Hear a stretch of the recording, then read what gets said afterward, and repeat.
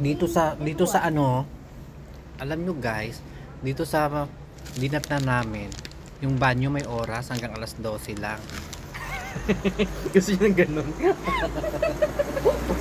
So kailangan mo talaga gumawa ng paraan paano ka umihi. So ang ginawa namin, pumunta kami sa arcade shop ba yun? Arcade yun. Arcade Na yun. may bar. Bar na rin siya, tapos may cafeteria. Bumili na lang kami ng tig 1 eurong kape para pa makaihi. Para-paraan. Ako, libre naman siya. Actually, pwede naman daw umihi. Pero parang haggard lang. May bayad na kayong banyo hanggang alas 12 lang. Bakit? Nakasilba si Kifi at saka si Noti pag alas 12 lang, hindi na pwedeng umihi. Kaloka. Stress ako sa part na yun. As in, wala ka talaga dito makita kahit mga public Yung mga hotel nga, yung mga restaurant nga, yung CR. Ayaw magpa-CR. Hanggang hindi 24 hours mga ticketing siya niya. Ayaw magpa-CR kasi wala daw tubig.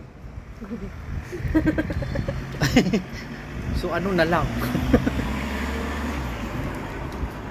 Buti pa si Mano. Kaya mas maganda pag nag-travel ka dito siguro ito lang na experience namin. Siguro pag nag-travel siguro papunta dito medyo umaga na, hindi yung madaling araw. Kasi yung mga alanganing oras, alanganing dating, alanganin ka rin. Diba? Kailangan maliwanag. Para mas maliwanag din yung ano mo. Buhay mo dito.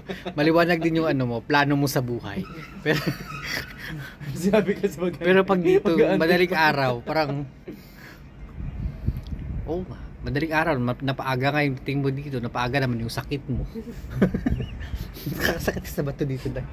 Doon ka bilang ang bote. At saka dapat ito, titirahin mo talaga dito, double shot espresso para hindi ka mapuyat. Double shot espresso, tapos may tsokolate at saka Red Bull. Ganon. Sabay-sabay. Parang gising na gising ka. Gising ka. Tapos gising ka pa. Tapos hindi matay ka na pala. Over palpitation niya.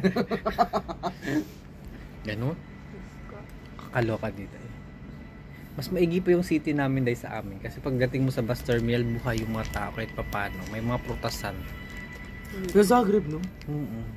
Ang kakatawa doon, natutuwa ko sa Zagreb. So yung mga bilihan doon, parang wet market nila, na?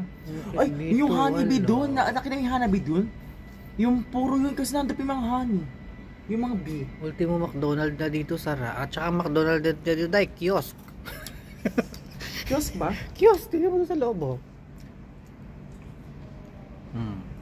Hindi siya yung bongga na McDo na nakita natin na outlet talaga. Dito parang parang Cameron. stunting maliit. Hindi kasi parang hindi naman kasi to tourist destination itong lugar na to. Itong mismo area natin. Supposedly, kasi since na dito bumabagsak yung mga yung mga turista from other part of Europe, dapat bubuhayin na nila to. Oo. No? Imagine mo galing sa Croatia dito ang bagsak. Sa ibang panig dito din ang bagsak kasi may mga buses dito eh. So supposedly ito na yung bubuhay nila. Buhay nga dito, ilaw. Pero Ilaw, ubuhan. Pero yung sa may yung ticketing bus, naalala ko yung monumento niya. Monumento. 4 na oras na po kami sa lugar na ito, mga kabayan.